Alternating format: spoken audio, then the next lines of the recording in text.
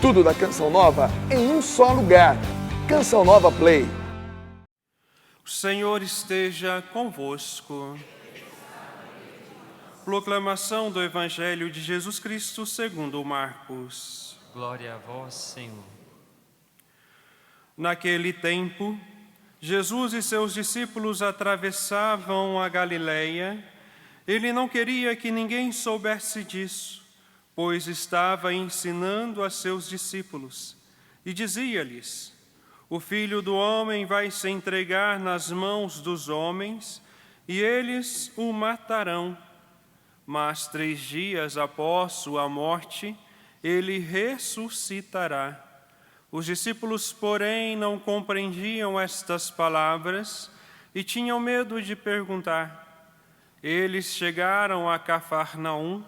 Estando em casa, Jesus perguntou-lhes: o que discutis pelo caminho? Eles, porém, ficaram calados, pois pelo caminho tinham discutido quem era o maior. Jesus sentou-se, chamou os 12 e lhes disse: se alguém quiser ser o primeiro, que seja o último de todos, e aquele que serve a todos. Em seguida pegou uma criança, colocou-a no meio deles e, abraçando-a, disse: quem acolher em meu nome uma destas crianças, é a mim que estará acolhendo. E quem me acolher está acolhendo não a mim, mas aquele que me enviou. Palavra da salvação. Glória a vós, Senhor.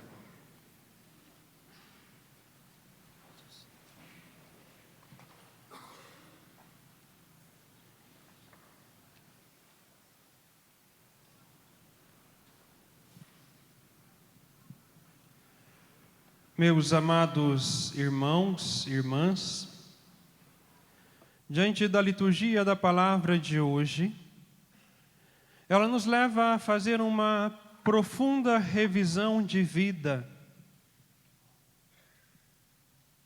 E a pergunta que fica forte para nós no dia de hoje e que precisa nos levar a esta revisão de vida é: em que consiste a grandeza do ser humano? Para você, o que é ser grande diante da humanidade, diante dos outros? O que você pensa quando você quer ser maior ou grande? Quais são os seus anseios? Quais são os seus desejos? O que te impulsiona a pensar desta forma? Esta é a pergunta que precisamos fazer a cada um de nós. Será que realmente nós sabemos o que é ser grande, ser poderoso em meio à humanidade? Qual é o conceito de grandeza que nós trazemos? Pois bem, para nós católicos, para nós cristãos batizados, o conceito de grandeza precisa ser, ou seja, nós precisamos entender que ser grande diante de Deus é aquele que é humilde e busca sempre servir ao próximo sem ganância, inveja ou rivalidades. Ser grande diante de Deus é ser humilde, se colocar a serviço dos necessitados, buscar servir sem esperar algo em troca, não ser invejoso, não cultivar rivalidades. Isso acho que não acontece aqui no Brasil, eu acho que não acontece nas nossas comunidades eclesiais, somente lá na Patagônia, porque ninguém é rival de ninguém, ninguém tem inveja, ninguém tem ciúmes e muito menos ganância. Pelo contrário, o negócio é mais complicado do que nós pensamos. Porque ser humilde, ser servo, não trazer ganância no coração, não ser invejoso ou cultivar rivalidade, nos dias de hoje se tornou algo difícil e muito difícil, pois a maioria só pensa em si mesmo e pensa ter somente para si, esquecendo-se do próximo. Esquecendo dos irmãos, principalmente daqueles que mais necessitam da nossa ajuda, do nosso auxílio. Porque é difícil cultivar a paz, cultivar a unidade, cultivar a caridade. Por quê? Porque nós nos tornamos pessoas egoístas e buscamos apenas o nosso próprio interesse. Por isso nós vivemos em meio a um mundo cheio de tragédias, cheio de guerras, cheio de rivalidades, cheio de maldade. Infelizmente, meus amados irmãos, quando eu não coloco Deus em primeiro lugar na minha vida, quando eu não pratico o Evangelho e a doutrina da igreja, eu ajo de forma contraditória aos ensinamentos de nosso Senhor Jesus Cristo. Por isso nós ouvimos muitas vezes os ateus nos questionando: se Deus existe, por que existe tanta rivalidade, tanta discórdia, tantas pessoas passando fome? A resposta está aqui. Na primeira carta de São Tiago. Porque se todo cristão batizado vivesse realmente os seus deveres de cristão, o mundo seria diferente. Se aqueles que dizem que Deus não existe, vivesse pelo menos a dimensão da caridade e deixasse de lado o egoísmo, a ganância, a rivalidade de lado, o mundo seria diferente. Nós nos uniríamos, colocaríamos os nossos dons a serviço do próximo. Mas nós começamos a nos dividir entre povos, entre raças, entre culturas, até mesmo entre pseudos religiões. E desta forma nós vamos vivendo a rivalidade, porque um quer ser maior do que o outro. Veja as disputas mundiais de terras, países contra países, porque quer disputar quem é o maior, quem tem a arma mais poderosa. Se todos que tivessem um conhecimento técnico colocasse o seu dom a serviço da humanidade, a humanidade seria diferente, ninguém estaria passando fome. Eu estava em peregrinação semana passada na Terra Santa. Além de viver toda a experiência mística ali de um encontro real e verdadeiro com Cristo naquelas terras, nos locais sagrados, o que mais me encantou foi o Vale do Jordão. Além da minha experiência nos locais santos. Por quê? Israel consegue tirar vida do deserto, produzir. Deserto, deserto. Não é a Caatinga brasileira, não é o sertão, não é o Nordeste. Deserto. Produzir e ainda exporta para outros países. Por isso eu digo, se não houvesse essas rivalidades, essas disputas, o mundo seria diferente.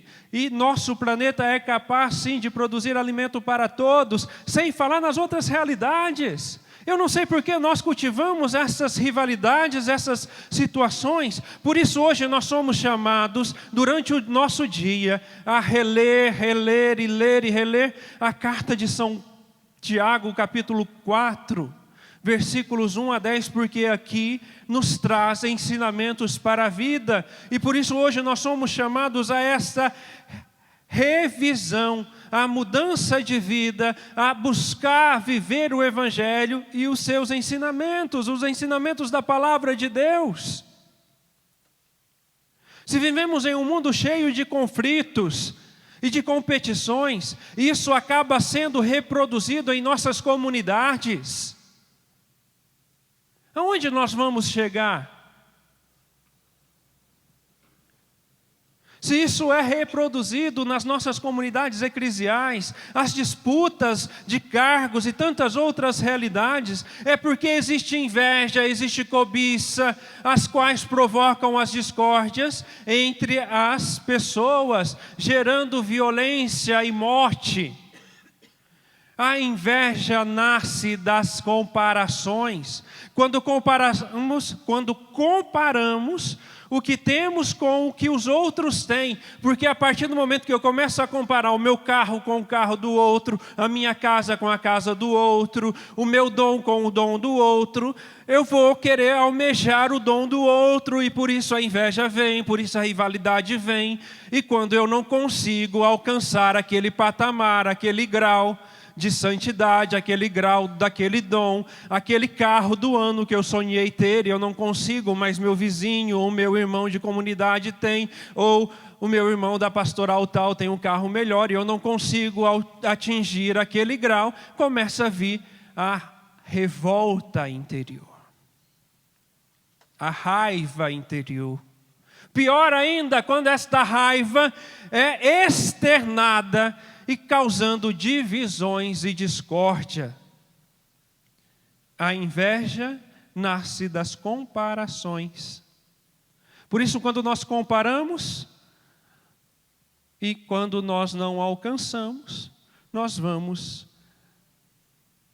vivendo as raivas, as revoltas. Isso gera uma violência interna que pode se tornar externa, gerando conflito e até mesmo guerra entre pessoas, instituições, pastorais, movimentos.